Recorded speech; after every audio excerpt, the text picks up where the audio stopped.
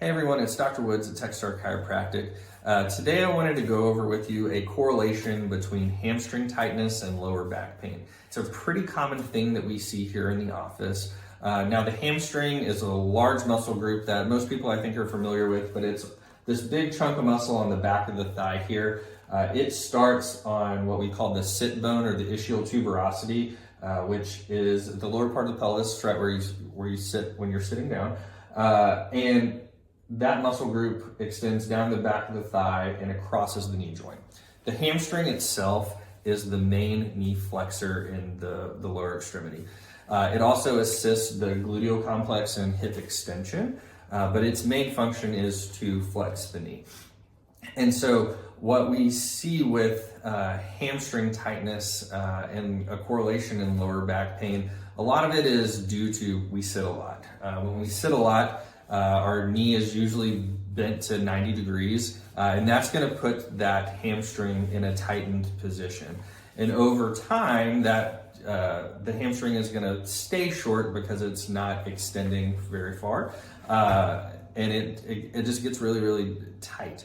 And over time, you're going to lose range of motion there. And what that can also do is help contribute to some anterior pelvic tilt. Because we're sitting so much, that's going to create some tension in the hip flexor, and the hip flexor is also tight. And so when the pelvis rolls forward, that is going to create a little bit of added tension on the hamstring as well.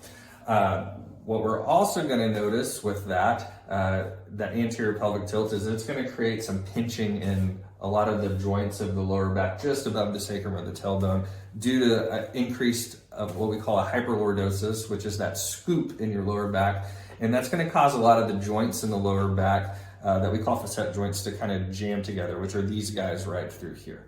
The other reason why we see lower back pain and hamstring tightness kind of correlate is due to disc degeneration, disc bulges, and those types of things. And that's just due to the squeezing of the disc or the vertebra together can create a bulge, which can create pressure on the nerve. When there's pressure on a nerve, if it hits the right spot, it's going to tell the muscle group that it innervates to contract. And so if there's a lot of baseline compression or pressure on that nerve, it's going to cause those muscles to really contract just from a baseline perspective. And so that's why, like, when people are standing for long periods of time, they may feel a lot of added tension in the lower back, and that's due to those compressive forces in the lower back building up to the point that there's pressure on the nerve, and it's causing that muscle group to tighten up. Ways that we can treat these types of issues is chiropractic adjusting is really helpful in unloading the pressure in the lower back to alleviate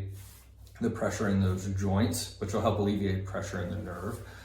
It also doing some spinal decompression can be really beneficial in helping rehydrate the disc so that there's less compressive forces on the nerve, as well as going through a rigorous stabilization process to build up some strength in the core, the glute, which can be a really weak muscle, to help balance out the pelvic tilt, and also just doing some static stretching. That's going to be a really helpful way.